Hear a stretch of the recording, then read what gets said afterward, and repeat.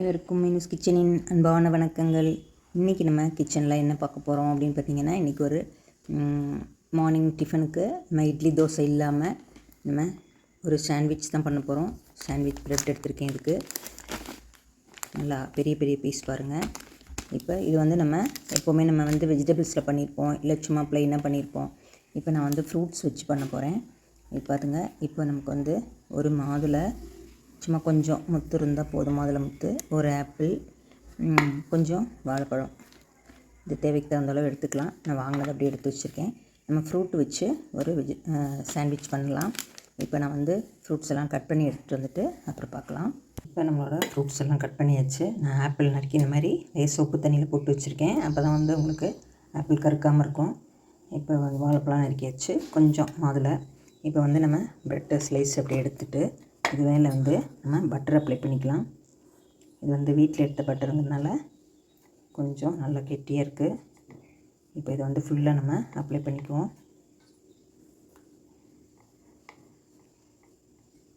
இப்போ பாருங்கள் ஃப்ரெண்ட்ஸ், நான் அடுப்பில் தோசைக்கல் வச்சுட்டு அதில் ஒரு 1/2 டீஸ்பூன் பட்டர் போட்டிருக்கேன். இப்போ நம்ம இந்த ப்ரெட் வெண்ணெய் தடவி வச்சுருக்கேன். இதை நம்ம மேல் பக்கம் தடவி வச்சுருக்கேன். இந்த பக்கம் தடவாத பக்கத்தை கீழே போட்டுக்கலாம். இதுக்கு நம்ம டோஸ்டரோ இல்லை இதுவோ தேவையில்லை. நம்ம இதிலே கூட தோசைக்கல்லே போட்டுக்கலாம்.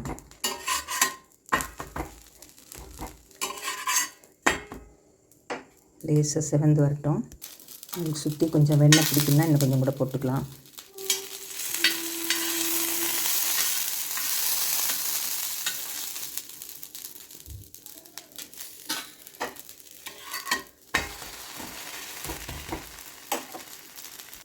இப்போ இதில் நம்ம பழமெல்லாம் நம்ம அடுக்கிக்கலாம். உங்களுக்கு ப்ளைனாக ஃபுல்லாகவே வாழைப்பழம் வேணுன்னா வாழைப்பழம் போட்டுக்கலாம். இல்லை இந்த மாதிரி வேணுன்னா கூட நீங்கள் இந்த மாதிரி போட்டுக்கலாம். கீழே விழுந்துடாதபடி போட்டுட்டு இது மேலே இன்னொரு பட்டர் தடவின ப்ரெட்டை இது மேலே போட்டுறணும்.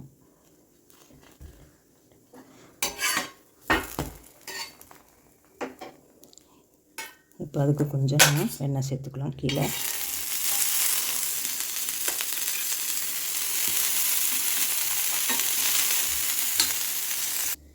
இப்போ இந்த பழத்தோட 2 மாதுளம்பழமும் கலர்ஃபுல்லாக இருக்கிற போட்டிருக்கேன். இது போட்டுட்டு நம்ம மூடிக்கலாம்.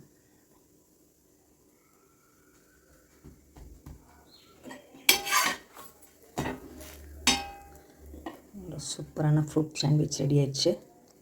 இப்போ கீழ்ப்பக்கம் நல்லா சிவந்ததுக்கப்புறம் நம்ம எடுத்துக்கலாம்.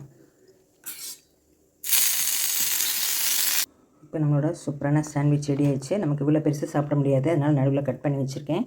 இப்போ இன்னொரு பீஸ் இதே மாதிரி நம்ம போட்டுக்கலாம். இப்போ பாருங்கள், நான் இந்த வெண்ணெய் தடவின ப்ரெட்டை இதில் போட்டுக்கிறேன். இப்போ இதில் இன்னும் கொஞ்சம் ஃப்ரூட்ஸ் நம்ம சேர்த்துக்குவோம். அதாவது ஆப்பிள்லாம் தண்ணியிலேருந்து நல்லா தொடச்சிட்டு சேர்த்துக்கோங்க.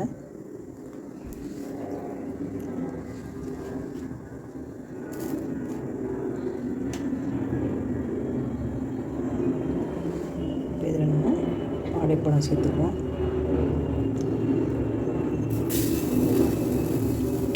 கொஞ்சம் மாதுளை. இப்போ இதுக்கு மேலே இன்னொரு வெண்ணெய் தடவின ப்ரெட் அப்படி சேர்த்துக்குவோம்.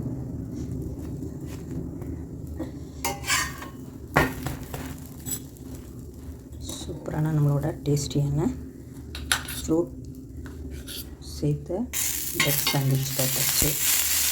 கொஞ்சம் வெண்ணெய் போட்டுக்கலாம்.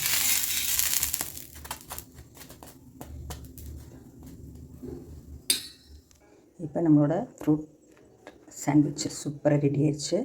அருமையாக இருக்குது பாருங்கள். இப்போ நம்ம இதை சர்வ் பண்ணிக்கலாம்.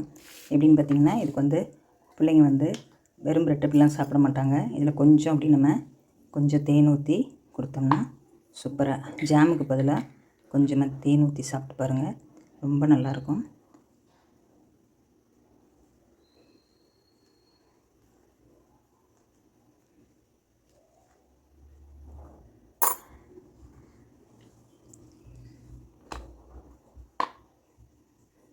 இந்த கரண்டியே போடக்கூடாது, வேறு கரண்டி தான் போடணும்.